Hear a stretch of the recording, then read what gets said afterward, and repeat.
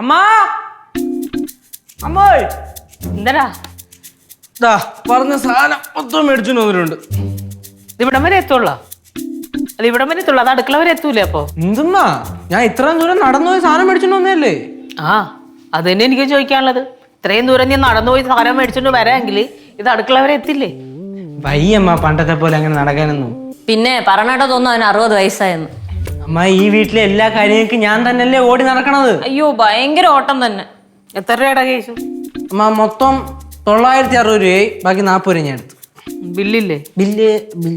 Bill കാണും.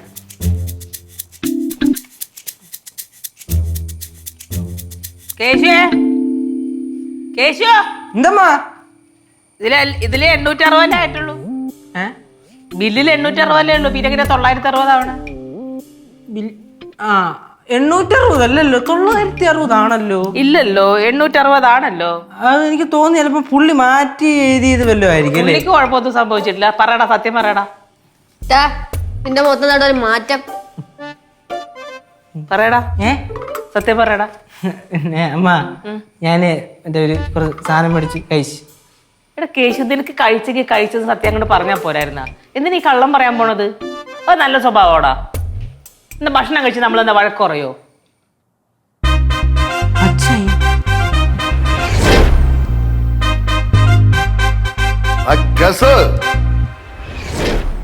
கடைக்கு போறதுக்கு நீ லஞ்ச் எடுத்துட்டீங்களா? அப்பா അച്ഛാ എന്റെ കാലും ചോട്ടിലും മുളച്ചു പറഞ്ഞ ഒരു കള്ളനാണ് നീ. എടാ കള്ളം കള്ളന്നിടാ, എന്നേക്കുമേ കള്ളൻ. നിന്നാ വിടമാട്ടന. അച്ഛാ അറിയാതെ പറ്റിപ്പോയതാ അച്ഛാ, എന്നെ ക്ഷമിച്ചു വിട്ടൂടെ? നാട്ടിലുള്ള എല്ലാ കള്ളന്മാരും പറഞ്ഞതാണ് ഞാൻ അറിയാതെ ചെയ്തത്.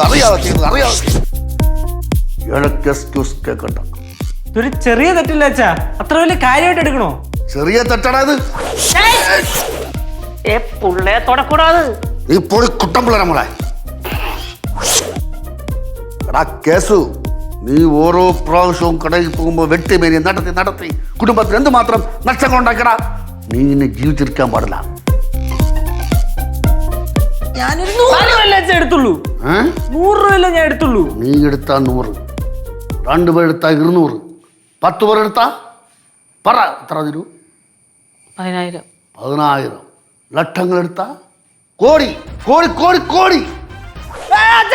ഞാൻ അച്ഛനെ മോനല്ല അച്ഛാ, എന്നോട് കുറച്ചെങ്കിലും ദയയില്ലേ?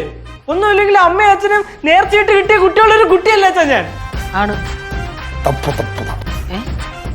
ഈ ദണ്ഡന അനുഭവിച്ചേ പറ്റൂ. Sound copyright issue.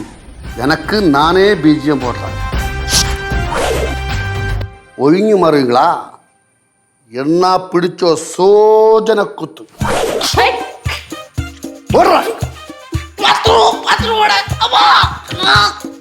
അവ ഇന്ന് വരെ മോട്ടിച്ച് തിന്ന സാധനങ്ങളൊക്കെ അതുപോലെ പോകും അവിടെ. അത് താൻ സോദന കുത്ത്.